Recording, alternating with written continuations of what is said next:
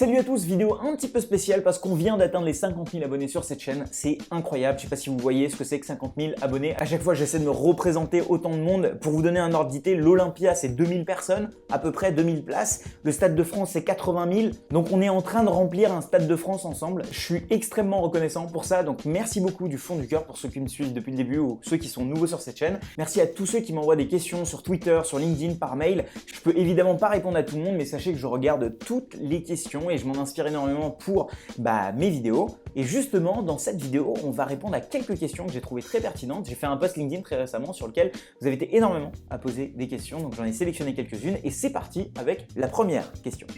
Alors c'est Lucas qui pose la question de: penses-tu que le no-code va amener à la perte du marché de la création de sites web? Je parle là des sites vitrines pour des artisans, des entrepreneurs, etc.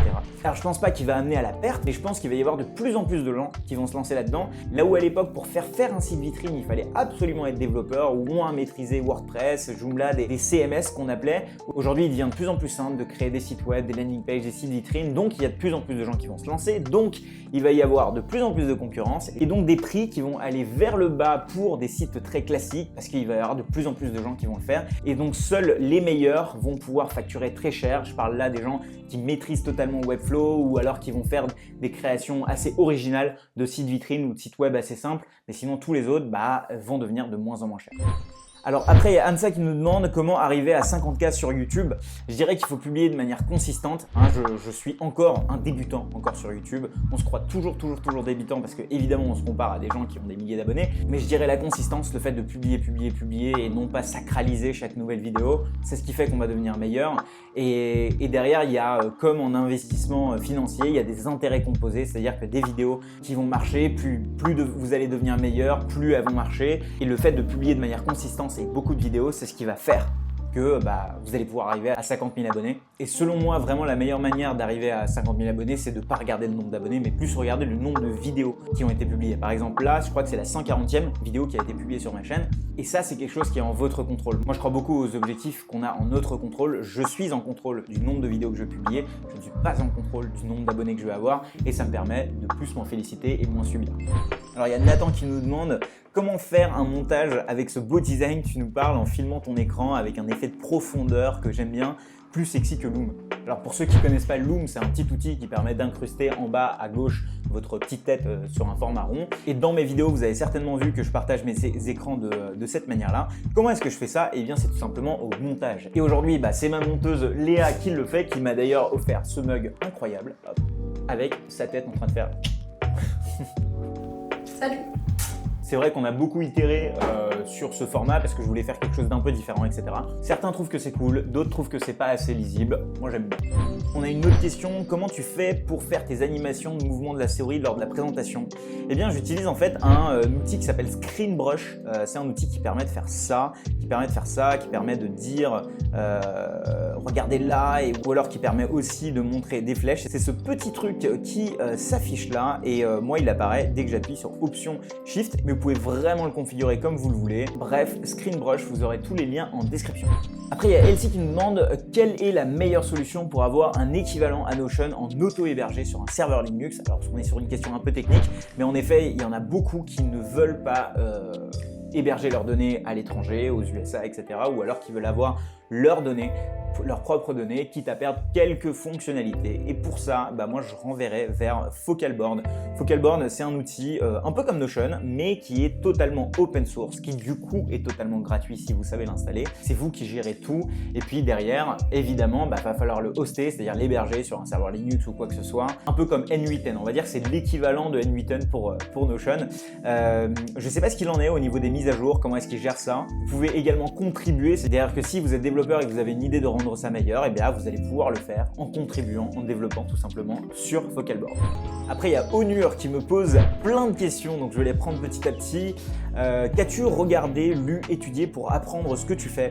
Alors même si aujourd'hui, on va dire que j'ai un peu de mal à définir mon métier précisément, mais donc on va dire qu'une grosse partie de ma fondation, ce que je sais faire à la base, moi je suis ingénieur, je suis développeur, j'ai toujours codé, j'ai commencé à coder assez tôt, et on va dire que c'est ce qui fait qu'aujourd'hui j'arrive à bien comprendre tous ces outils no no-code, toutes ces automatisations, etc.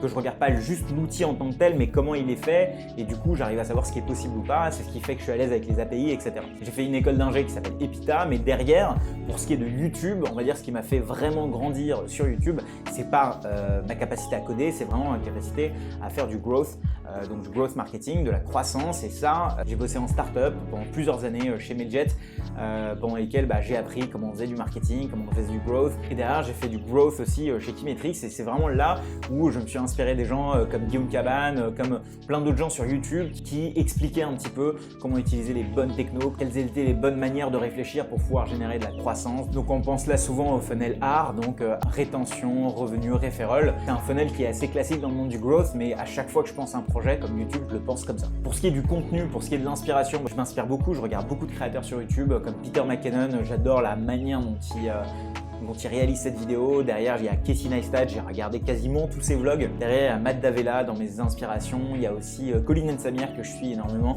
Bref, il y a plein de choses que je regarde sur YouTube pour m'inspirer au niveau du contenu. Quelles sont les erreurs que tu as commises au début? Alors, la plus grosse erreur que j'ai fait au début de YouTube, j'ai démarré ma chaîne il y a longtemps, c'était quand j'habitais à l'époque à New York, et donc j'essayais de faire une chaîne sur la vulgarisation informatique, et j'étais arrivé déjà à 1000 abonnés, puis après j'ai eu la flemme. En fait, pour monter à 1000 abonnés, j'ai été assez consistant, et la première erreur que j'ai faite, c'est de ne pas avoir de liste email.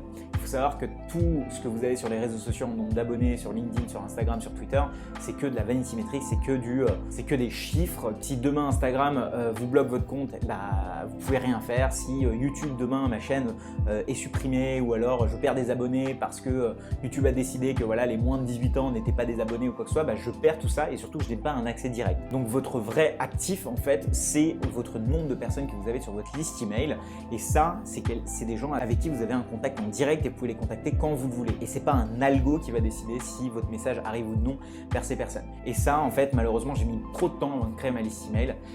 Aujourd'hui, on est plus de 25 000, 26 000 même, je crois.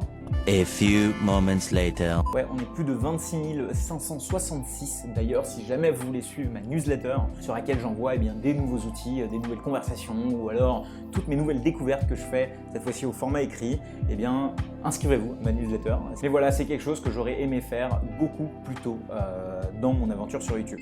Romain qui nous demande, penses-tu créer du contenu business développeur peut être intéressant pour motiver les gens à prendre leur téléphone en parallèle du growth? Alors c'est vrai que l'année dernière, j'ai beaucoup mis l'accent sur le no-code, j'ai moins parlé de prospection, j'ai moins parlé de cold emailing, de comment prospecter, comment avoir de nouveaux clients. C'est clairement quelque chose sur lequel je compte mettre l'accent cette année, donc attendez-vous à des vidéos plus larges que juste du no-code, des vidéos dans lesquelles vous allez apprendre d'autres techniques pour pouvoir faire grandir vos bases d'utilisateurs, quel que soit votre métier aujourd'hui.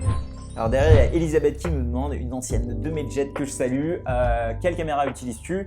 Eh bien, j'utilise là un boîtier qui est le 6400 avec un objectif 35 mm en 1.8 en focale fixe, pour ceux qui connaissent. Mais sachez que vraiment le matos, c'est le dernier truc sur lequel il faut investir. C'est comme le tapis de yoga, on a l'impression qu'en achetant un tapis de yoga, on va avoir des abdos. Il y en a plein qui achètent tout le matos qu'il faut pour commencer sur YouTube et qui malheureusement commencent jamais.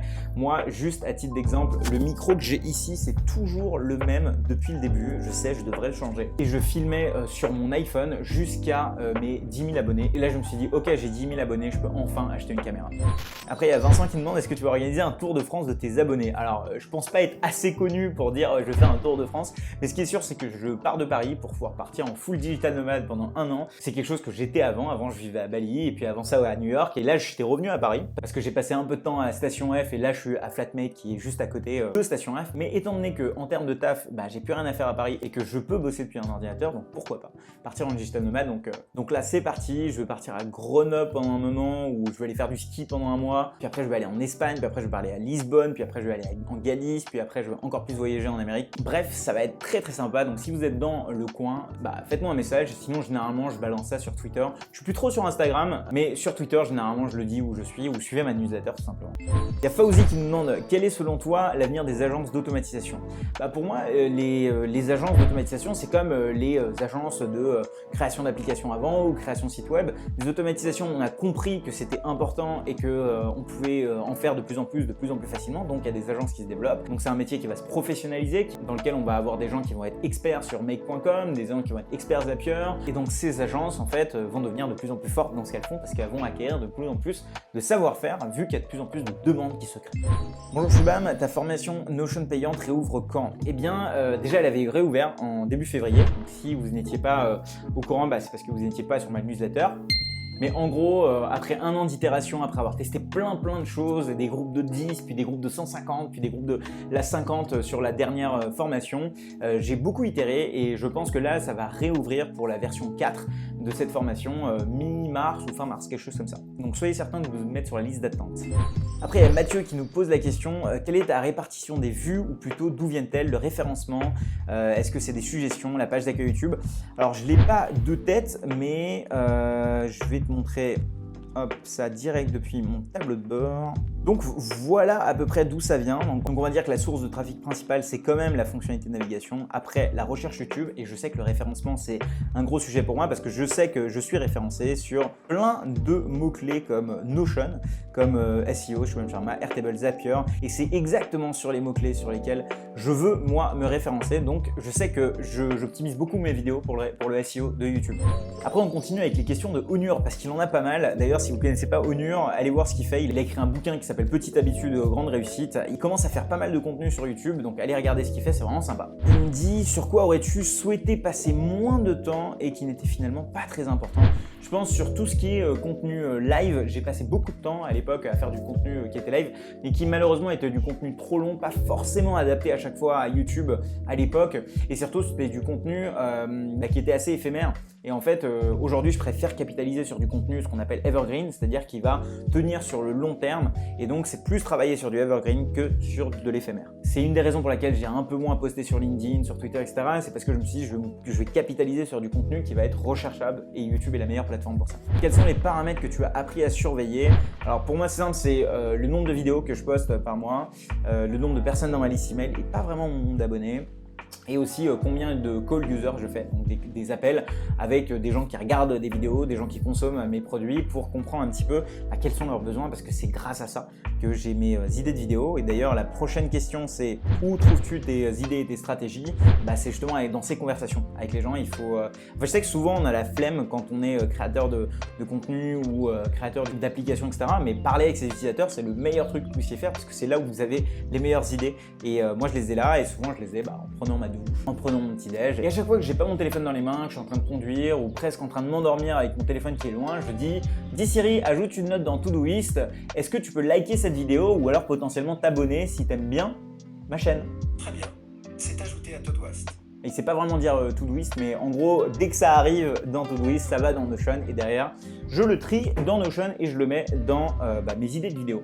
Comment procèdes-tu à ta planification? Alors, je fais un plan de tout le mois. Avec Léa, on se pose et on essaie de réfléchir un peu aux différentes vidéos. Mais je vous avoue que je le suis à peu près à 50%. À chaque fois, j'ai des nouvelles idées, on décale, etc. Mais vaut mieux avoir un plan, une direction vers là où on va, quitte à refaire le truc plutôt que de ne pas avoir de direction. Il y a Thierry qui me demanderait bien la recette des lasagnes sans béchamel, mais je préfère avec. Il fait référence à un live que j'ai fait avec mon pote Stan, dans lequel on a fait un live le soir sur le Twitch de No Code France, en train de cuisiner des lasagnes. On avait un setup incroyable, bref, moment très stylé où j'ai bu beaucoup de maté, qui a donné un moment un peu moins stylé que j'ai dormi à 5h du matin. Derrière, Fauzi qui nous demande, peut-on anticiper l'arrêt d'une application ou transformation d'une appli no-code sans perdre le bénéfice de tous les devs? Par exemple, Integromat qui devient Maker. En fait, moi, je dirais surtout ne pas aller sur des applications qui viennent de démarrer, dans lesquelles c'est totalement gratuit, qui n'ont pas levé des fonds, qui n'ont pas de communauté. Donc souvent, les applications qui sont gratuites, qui sont faites par un développeur indépendant, etc., elles n'ont pas autant de chances de tenir. Là où Integromat, par exemple, ou Zapier, ils ont une grosse communauté. Integromat se sont fait racheter. Là, le fait qu'ils ont devenu make.com, ça n'enlève en rien à la puissance de ce que fait l'application. Bref, c'est comme ça un peu que je choisis mes produits. Est-ce qu'ils ont une communauté? Est-ce que c'est payant? Et si oui, si c'est payant, il y a plus de chances que ça résiste. Et est-ce qu'ils ont levé de l'argent? Après, il y a qu'aurais-tu aimé savoir quand tu avais commencé? bah, c'est le fait qu'il faut publier, pas sacraliser une vidéo. Vraiment, il faut balancer sur YouTube. Voilà que en fait, c'est la consistance et la quantité qui gagne sur YouTube quoi qu'il arrive, et évidemment le temps. Parce que plus vite on arrive à un nombre d'abonnés grand, plus vite la chaîne peut redescendre. Alors que si ça se construit petit à petit, eh bien on a plus de chances de réussir selon moi. Avec le recul, qu'est-ce qui t'a le plus surpris? Franchement, c'est la force de l'Evergreen, le fait que quand des vidéos sont référencées ou suggérées, bah, qu'elles sont vues tout le temps. Par exemple, ces derniers 48 heures, j'ai eu plus de 14 000 vues, et 14 500 divisé par 48, ça fait 302 vues par heure, et si ça on divise par 60, en gros il y a 5 vues toutes les minutes sur ma chaîne, alors que je suis en train de chiller sans rien faire. Et c'est ça pour moi la vraie force de l'internet, la vraie force du contenu en fait, c'est que c'est du contenu qui travaille quand toi tu ne travailles pas. Et après on finit sur la dernière question, si tu devais le faire aujourd'hui, que ferais-tu différemment? C'est une question qui n'est pas évidente parce que je me dis rien. Vu que là je kiffe et que j'aurais rien fait différemment parce que si j'avais changé quelque chose, je n'en serais pas là. Mais je me dis, un des trucs qui m'aurait bien aidé, que j'aurais bien aimé savoir, c'est la force du focus en fait. C'est vraiment quand je me suis focus sur YouTube que ça a marché.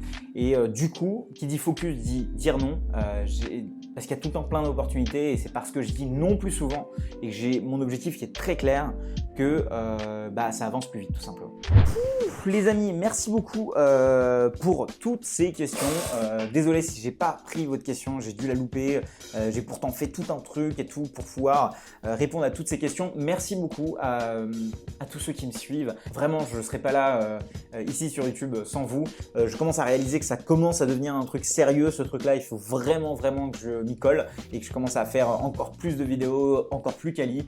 Dites-moi en commentaire d'ailleurs si ça vous intéresse que je fasse une vidéo entière sur mon setup, sur qu'est-ce que j'utilise, sur quelles sont mes différentes techniques sur YouTube. Ça sera avec plaisir. Parce que je m'attendais pas à avoir autant de questions sur YouTube. Et voilà, portez-vous bien. En tout cas, moi, je vais m'appliquer ces conseils encore à moi-même. Comment désacraliser la vidéo, comment être plus chill par rapport à une vidéo sans se dire que voilà, c'est qu'il faut absolument à chaque fois faire un truc génial. Et être peut-être un peu plus qui je suis dans la vraie vie, dans les vidéos. J'ai l'impression d'être tous les jours dans les vidéos très sérieux, dans la manière dont je vous explique, alors que dans la vraie vie, je suis beaucoup moins sérieux. Bref, à bientôt les amis, on se tient au courant et je vous dis qu'on se retrouve dans une de ces deux vidéos, donc soit une sur la transformation d'Integromat à make.com, soit une autre qui est d'après l'algorithme de YouTube la plus appropriée à vous, vous qui êtes là derrière votre écran. Sachez que je vous remercie encore une fois. Allez, ciao, n'oubliez pas de liker cette vidéo, salut! Alors que les gens qui vont avoir une vraie réflexion, une vraie... Ah putain, je galère, la première question, on est déjà en galère. Dis Siri, Qui recherchez-vous? JCK ou Jessie? Voilà. Alors derrière, il y a Elisabeth.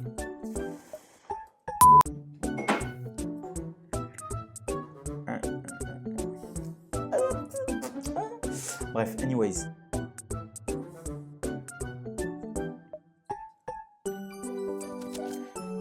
Moi, ce que j'ai tendance... Et la meilleure manière de... Putain, c'est long, là 26 minutes de rush, là. Désolé, Léa.